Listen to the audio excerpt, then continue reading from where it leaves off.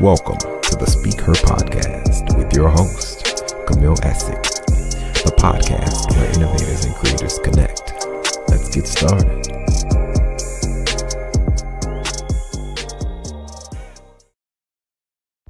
The Creative Connect is a 24-hour virtual assistant. Go to CamilleEssick.com and be sure to shop the collection with stock elements and so much more. Be sure to hit that notification bell and subscribe. Now back to the Speaker Podcast.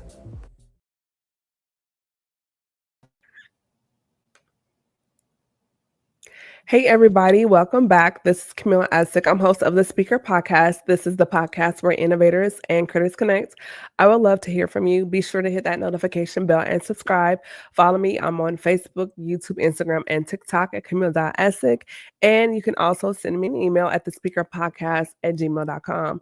And y'all, I have some great things available. Go to my website, CamilleEssick.com, and grab those things today. Without further ado, my brother is back. Erynn Perkins, he's here. Well, Erynn, welcome back to the show. It's so good to have you. Thank you. Glad to be here. Thank you. So since the last time you were here, just catch us up. Like, what's been going on in Erynn's world? Oh man, it's been a process. It's a whole lot going on. What I'm grateful for is God is consistently blessing in every area of my life. I've started a podcast as well myself called Ain't Getting None Podcast.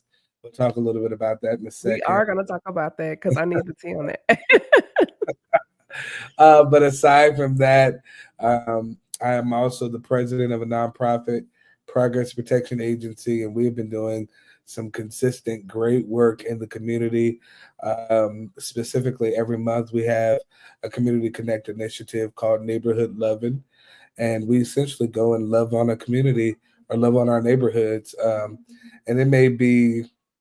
it could be anything from feeding the homeless to going to our local nursing homes to picking up trash on the street and in the parks, and all different types of stuff that our community director is working so excellently to execute.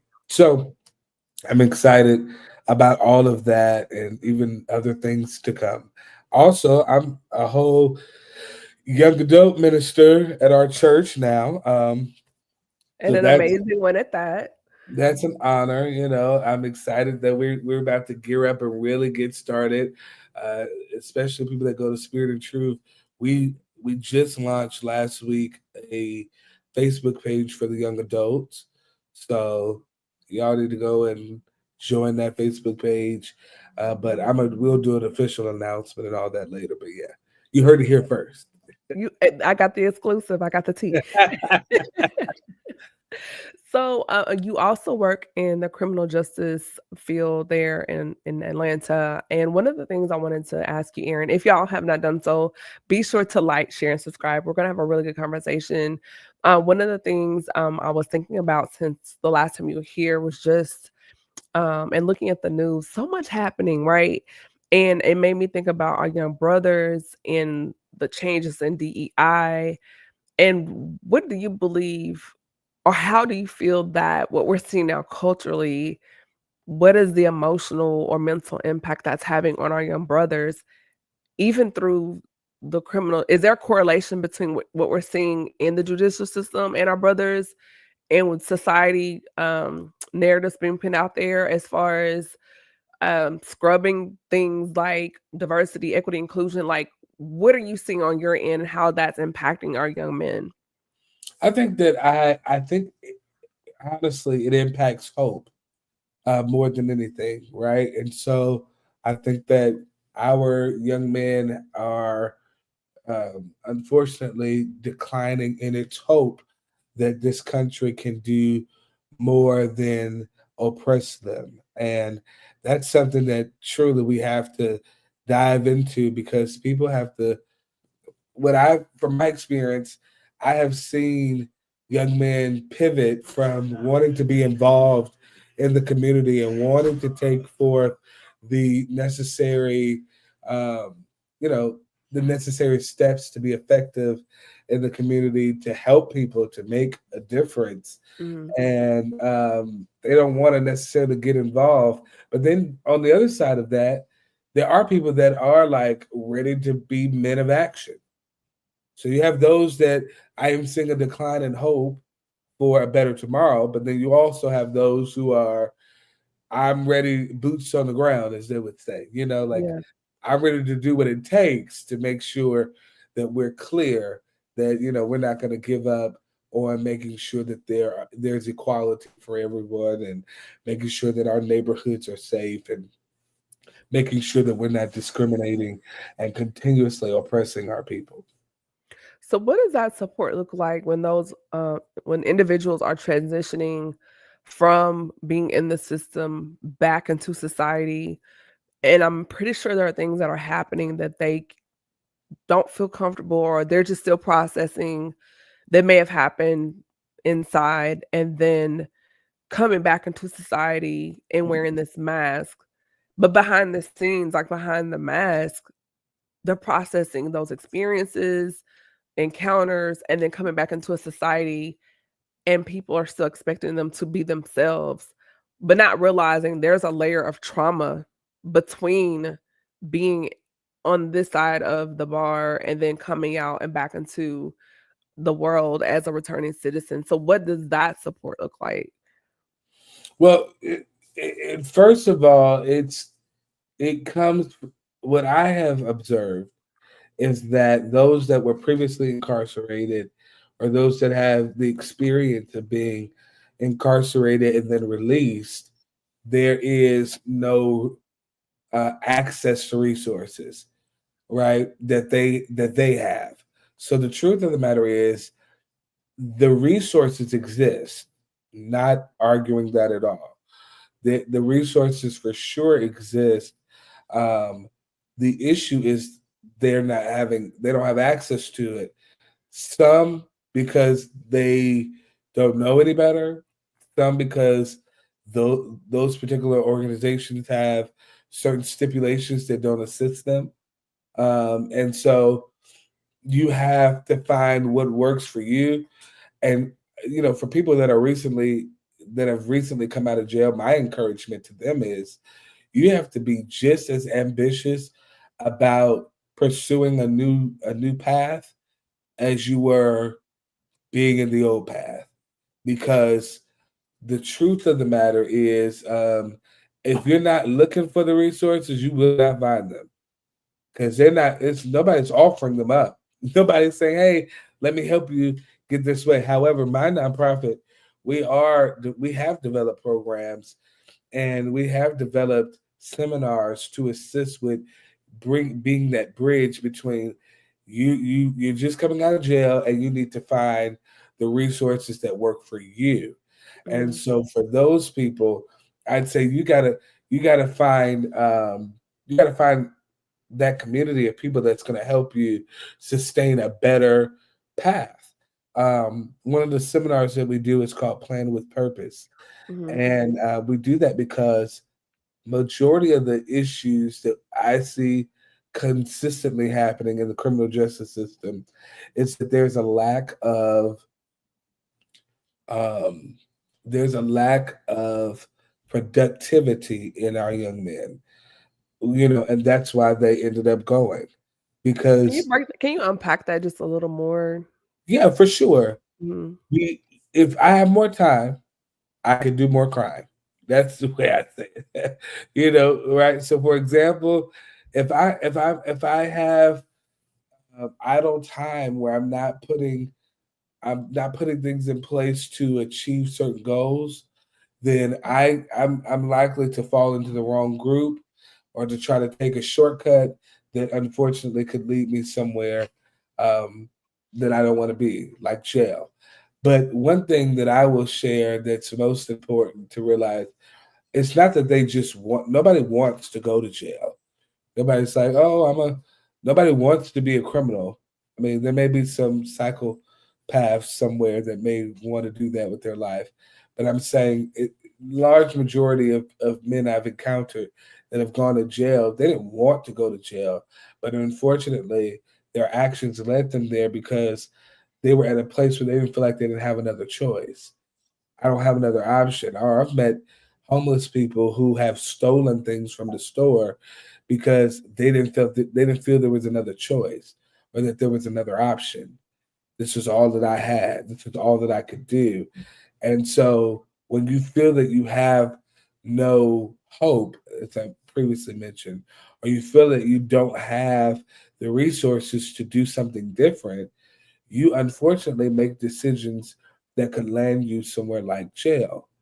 And so we developed this program called Plan with Purpose because if we give you a plan, if we sit down and talk about making steps that will assist you in making better choices, then you're not spending your time just doing anything. You're spending your time working your plan. So systemically, and I hear you, but then I listen to um like I listened to Wall Street Trapper, for example, and his backstory, and I've heard the backstory of Pastor Philip Mitchell Yeah, and just their background and what I'm hearing. And I'm not disagreeing with you, but then I hear things about the stigma, even attempting to get the resources and how people handle them or treat them, for sure. or when you're out and you come home, that's home. That's all you know. Like that's in your mind. That's so you automatically go back to that environment. Yeah, And so when you apply for jobs and you're being turned down, maybe things on your record, you can't rent an apartment because you have to check that box, or you apply for a job, you have to check that box. right. And then having to pay money to parole officers, just things that happen. Yeah, What you got it you got sounds to like pay, extortion to me, you but got to pay to be on probation. yeah, so which I don't understand that. So when then if you have a child, so all of these things culminate, into this perfect storm of I can't get a job. I'm saying like if you're a male and you're staying with your girl because she has to get the apartment because you can't apply for it, all these things, but then it's expected for you to come up with money. And if you don't pay your probation, you're gonna go back, so it's like, how do you break this whirlwind or this cycle to get the resources, to get the money, to do those things? And if everyone's like, I need it now, then you go back to what you know to get money. And so it's like a hamster on a wheel. So I guess in my mind, it's like, how do we as a culture and a community help those break the cycle, get the resources, but yet they still have to live in these environments because otherwise they're going to be homeless. And I've heard horror stories about what happens in homeless shelters. So it's like catch 22. What are we doing? Going to jail is in my opinion, and based off of my experience with working with people who have previously been incarcerated, it is one of the worst situations you could ever be in. It has the ability to create a ripple effect in your life, but it also um, it also does not have to. That's what I'll say. I look at people like Judge Mathis, Mhm. who went to jail, did his time, not any type of jail. He had a felony. He went to prison, and he got out. And I mean, in that time he studied, he got out, did what he needed to do, and now he's a judge. Right. Right after he's got things expunged and exonerated, and whatever the case may be, he overcame that. You can overcome jail. You can overcome prison. And I think that narrative has not been effectively communicated. I think that we have wallowed in, I have no other choice but to succumb to this level when I, not only as a minister, but as a leader in the community, have always told people, you have what it takes to break the cycle. And it Mhm. starts with that, right? It starts with believing that you have what it takes to break the cycle. Because I'm the product of of a father who is in prison, not went. He in there right now. You know, I his dad was in prison. Um, my little brother went to jail. It's a pattern, and there has to be a choice. Someone has to say enough is enough. I want to see different. I want to What do changed different. that for you? I want to be different. I my mother moved. My mother got married and moved to Los Angeles, and my surroundings were different. Mm. You know, I went to a charter school, and then went to KIP, and then went to math and science college preparatory for high school. I went down a different path. I've always been different because and I don't really have the greatest explanation outside of God. I think that God's hand was just on my life for whatever purpose, and I'm still learning that purpose daily. Mhm. But it was just different. And I have a twin sister. Oh, Her, wow. yeah, a lot of people don't know that. I have a twin sister. She's different than I am. Like we have two different walks, but it's it is interesting to me that it's you have to take you. I think it's about making a decision and being determined about that decision. And I was always determined. I Mhm. will not go to jail. That will not be my story. I am not going to be, you know, I'm not going to be in a scandal. I'm not going to be. Um, I know we all saved. I don't know if this is an offensive word, but I'm not going to be a hoe either. You know what I mean? Oh, Like, we're saved, but we're progressive, okay, okay? We're free over we're not free that free, but, okay. we But we're a no, little liberal over here, so you're alright. You're at Will home. and Liver is hilarious. But no, in real life, that's just not going. That's not. I The made a old people decision. say, "You a whoremonger?" I'm not going to do those things. And so I encourage people. I encourage young men. You have to Mhm, make a decision, and it is. I think it's tough because if your situation growing up is, mom had to do what she had to do to take care of us. She's living paycheck to paycheck. I'm going to school trying to work it out, but I can't really understand this school stuff. I'm not book smart. Like that's not my thing. mm. But I know what I do know is I see a need, and innately as a man, I feel like I'm gonna make sure we ain't never gonna be poor. I'm gonna make sure we ain't never gonna be broke, and so I then start doing whatever it takes to make sure that doesn't happen, and whatever it takes could be legal or could be illegal, and that is unfortunately a mindset that could be detrimental to a man's future. You don't just have to make a decision. You got to make the right decision. And not only that, you have to make the right decision with wisdom Mm. and with consideration for your future. Because I think that as we grow up, we don't make a lot of decisions with consideration for our future. We're thinking about just getting by, like, Get right by. now. Yeah. I'm living in the present. I'm trying to make sure today is going to be okay. And I understand that. But that's a poverty mindset that has to be broken. Mhm. It's the and I'm not saying you're gonna be rich tomorrow or whatever the case may be, but when you make up in your mind, hey, I know what today look like, but I'm gonna do what I need to do today to make sure I can shape tomorrow. Because your actions today, they matter. And I don't know that our generation really understands that sometimes. I think we struggle with that because I look at certain situations or certain cases and certain people who, you know, I'm like, why would you ever make this decision? And some people have legitimate reasons.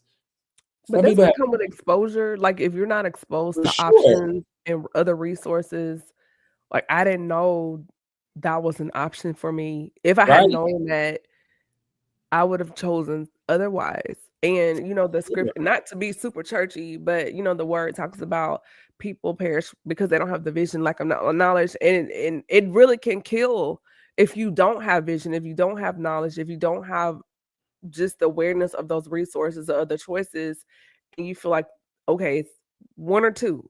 Let me just do two and knock it out, not realizing there's a 3, 4, 5, 6, 7. Right. But it comes with exposure. I do agree with that. It definitely comes with exposure, and unfortunately, in certain people's story, they don't have that exposure yet. So then it's like, Mm. what do you do? It's like, look, I ain't never seen that side. I don't know if that's gonna work for me.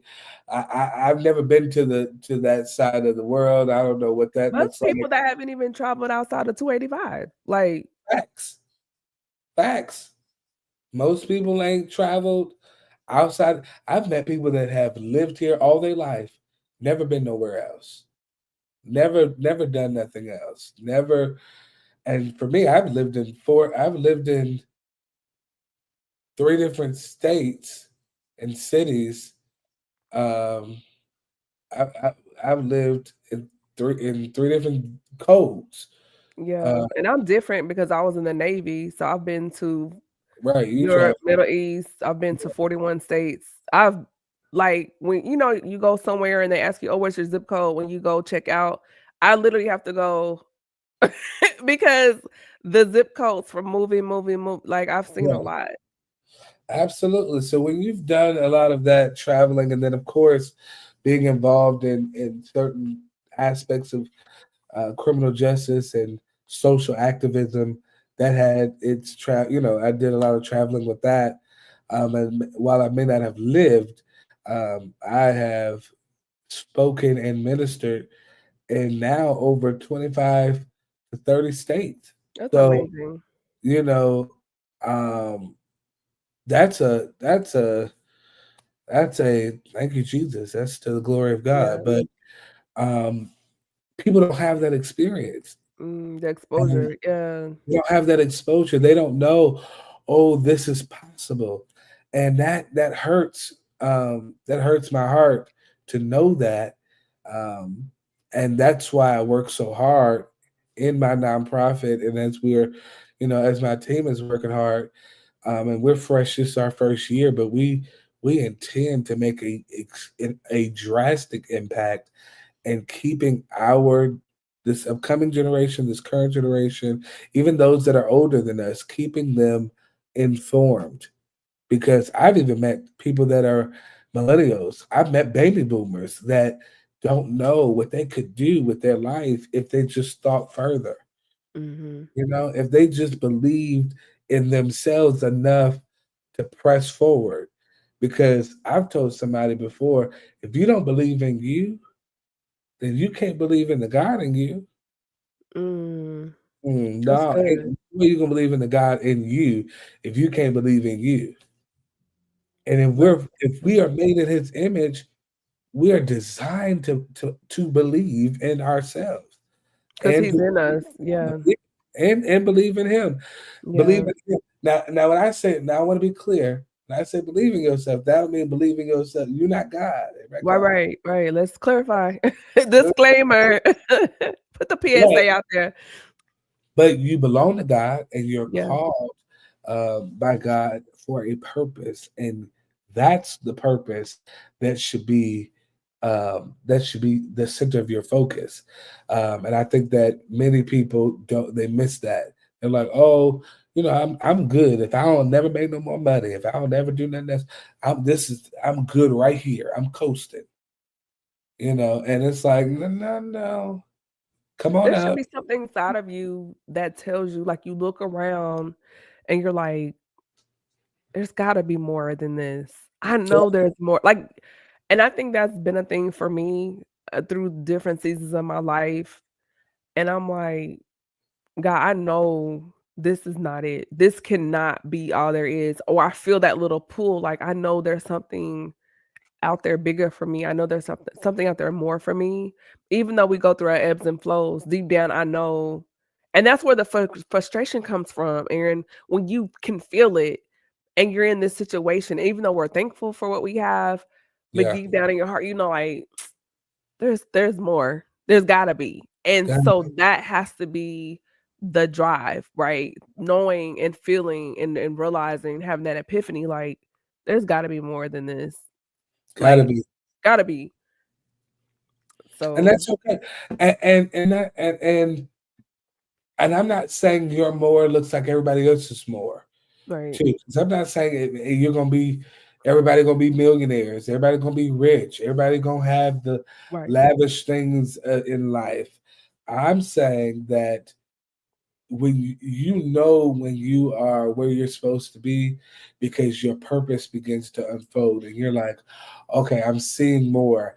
You're not complacent because we don't serve a complacent God.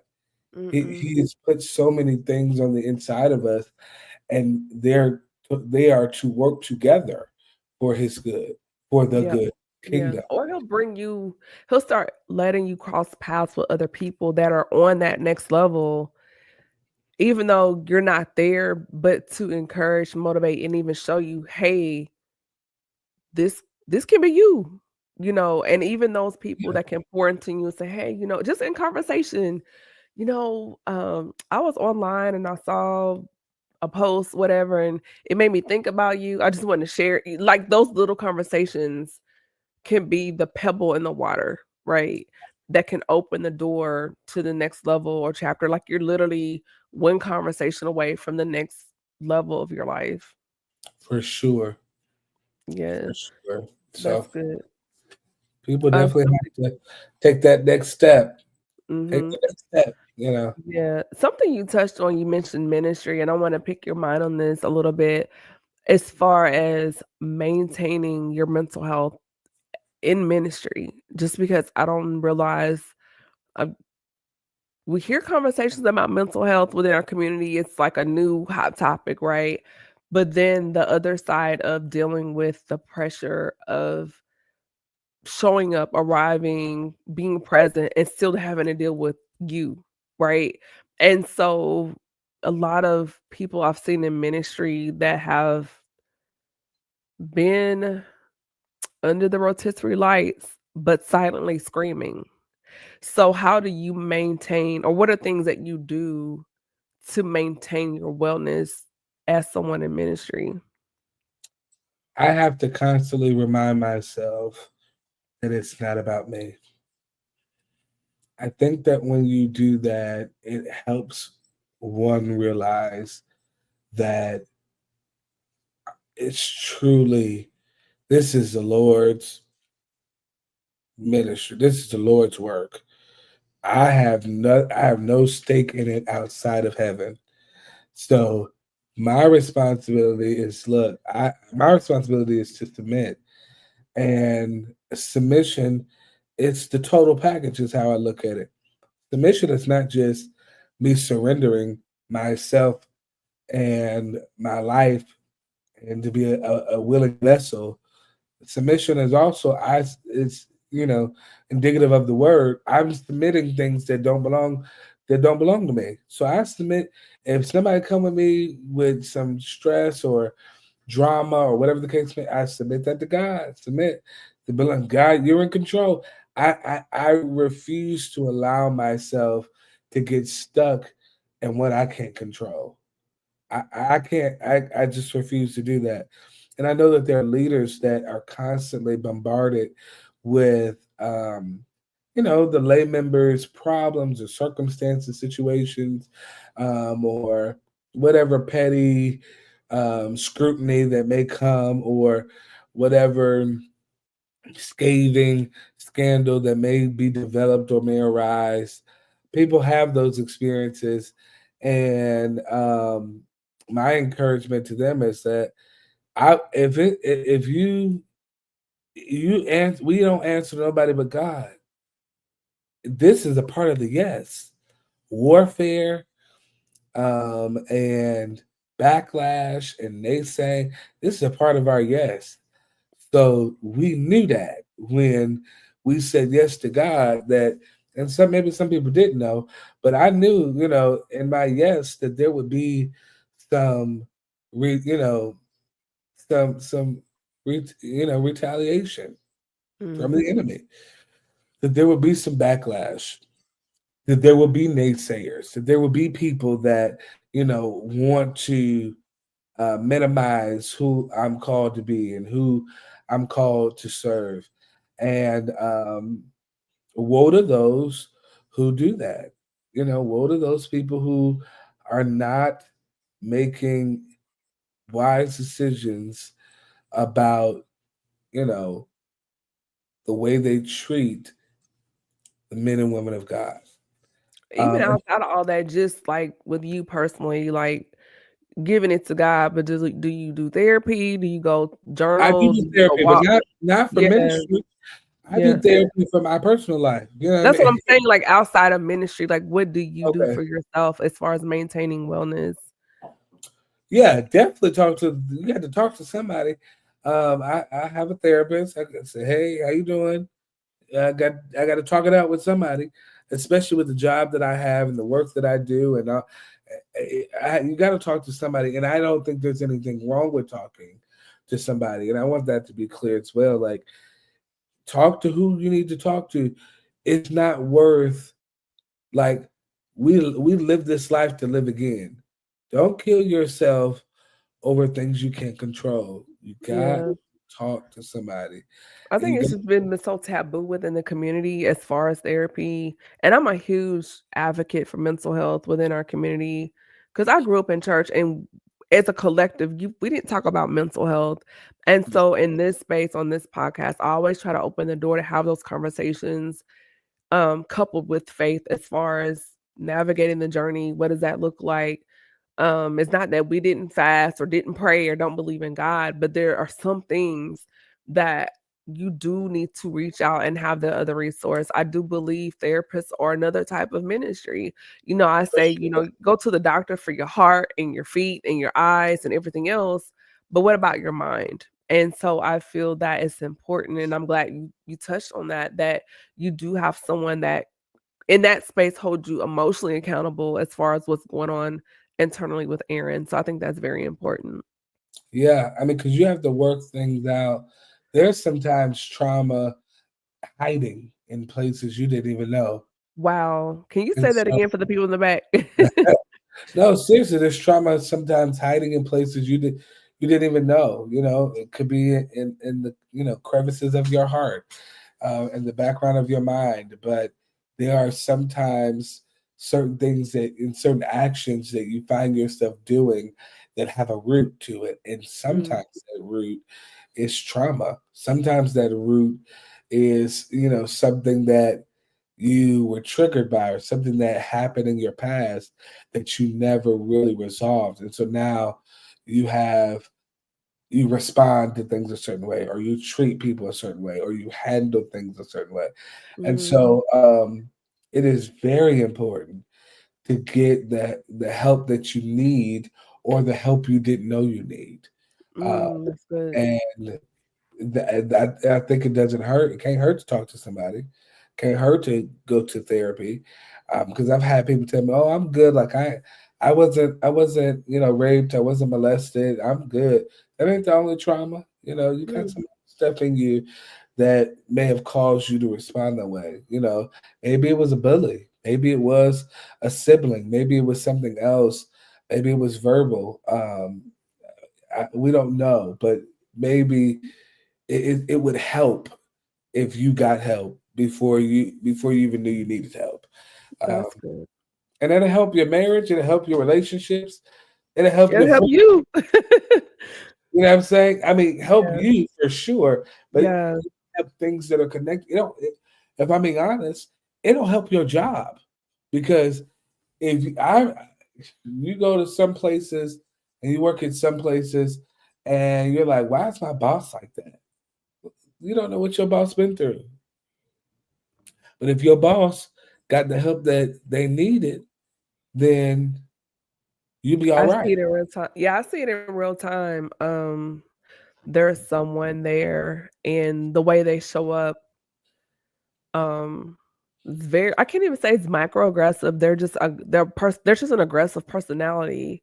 And one day, Erynn, I had to stop and think like, okay, even though she is in this field, um, that probably is her achievement. But looking at her and just how she shows up, I'm looking at low self-esteem, rejection, depression, and she masked it by overachieving and selling, Yeah.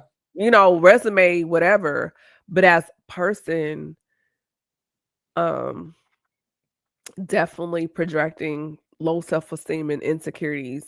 And it's so blatant. And one day I just stopped and I just thought about her and I was like, that's internal.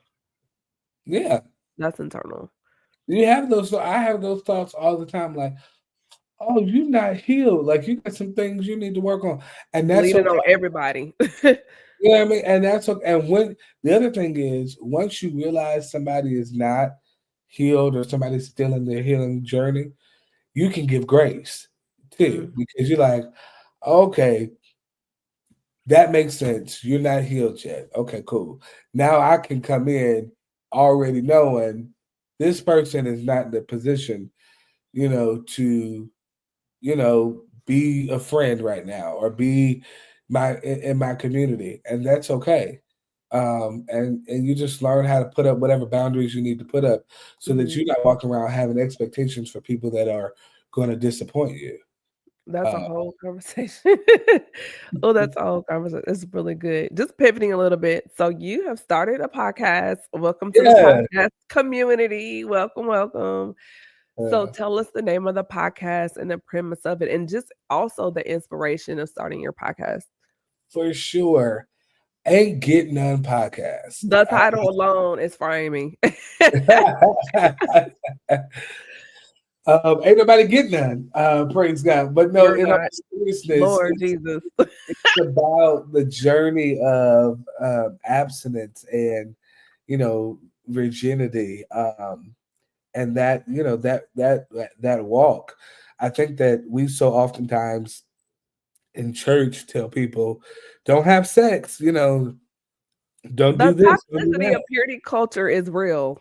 Yeah, but we tell everybody don't do all of this stuff, but we don't really have conversations, or and really we just started the podcast, so we're not even into the deeper conversations yet. But we're really having a lot of the lighter, foundational, hey, dating stuff, dating rules, all of that type of stuff.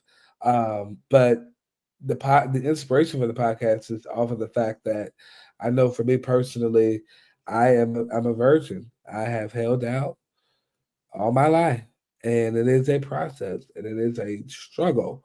Because Uh, you still have feelings, I'm a man. You're a Morehouse man. So I have to acknowledge that it takes a lot to be disciplined and make the right decision. And so we had started this podcast so that we can have those conversations, and so that people that are out there waiting for marriage could have a safe space and a safe, fun space to kind of interact and talk and um, you know just have fun. Yeah. But even those conversations growing up in church, don't do this, don't do that, but not saying why, not explaining why. Because Yeah, it's like Pandora's box, and everybody's box is different. And I don't mean box like the box, but just right, speaking people focus, but it's just like everyone has something different. And so with you, your thing may be an addiction to something over here. And then right, for someone, it may turn into something over here. For right, some people, they in and out unscathed, but then other people end up struggling and warring with things that can ripple in their life. It can ripple and turn into something where it's impacting the generation. Like it's like a web, but you don't know, or even things that you're dealing with. You're like, why am I dealing with this? And not realizing 3 generations ago, somebody opened something in their bag, and then it rippled. And so now you're fighting battles that you didn't sign up for. And you're like, why do I always feel a way about XYZ, not realizing uncle so-and-so or grandmother. You don't know. And so Yeah. I think those conversations are important when we're telling each other as a community, maintaining into marriage, but really explaining the whys and how even after you get married, opening things can cause warfare in your relationship and your marriage because someone opened something up over here. And so you have two people coming together warring. Like you're trying to, because the ring doesn't stop the warfare. Yeah, But those conversations are so necessary. for sure. For Really sure. good. So with a podcast, where can we find it? Where can we check Yeah. it out? Like, It airs on YLC TV and on AGN TV podcast on YouTube and Facebook. And so I'm really grateful for just how it's unfolding and the things that are, coming with it. It's every Saturday at 8 p.m. And we the truth is we had some complications with YouTube on our podcast.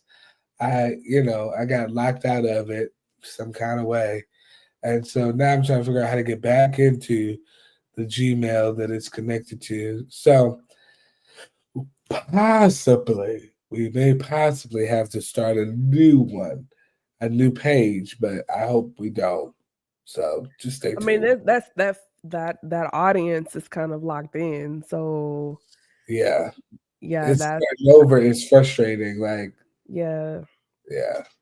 Awesome. So, first of all, thank you for joining us and just sharing your wisdom. We definitely have to bring you back, and there's no way that we can cover everything in 30 minutes, but you just Sure. dropped so many gems, right? And so before you leave, do you have any takeaways or nuggets or gems for the listeners and viewers until you come back? And then where can people connect with you on social media? For sure. You can connect with me on at Erynn Perkins. As my name is spelled right here. Yep, right there. And on Instagram, Facebook, anything. And I guess my biggest takeaway is that we've talked about several topics tonight, from things that are plaguing young Black men in our community to mental health and even to, celibacy and virginity. But above all of that, what's most important is words that I shared previously when we began talking at the beginning of this podcast. And that is, it is so important to start planning in your present to prepare for your future. We honor the past, we prepare in the present to plan for our future. That's good. I like it. I like it. I like it. Well, everyone, this is Camille Essick. I'm host of the Speaker Podcast, the podcast where innovators and critics connect. Be sure to connect with me online. You can follow me across multiple platforms, such as Instagram, Facebook. I'm on Blue Sky. Just anywhere there's social media, I'm probably there. I would love to hear from you. You can send me an email at thespeakerpodcast@gmail.com and also connect with me here and on YouTube. I'm working to build my channel, so be sure to hit that like, share, and subscribe. Hit the notification bell so you know when the next conversation is coming up. Y'all, with that being said, this is Camille Essick. I am host of the Speaker Podcast, the podcast where innovators and critics connect. Y'all be safe. Have a great weekend. And those celebrating this weekend, Cinco de Mayo, y'all be safe out there. Have a good time. See you later. Bye.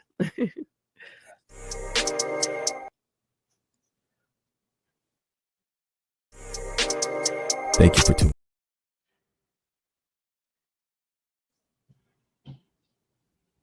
I don't know what's going on. We're going to get it, y'all. Hold on.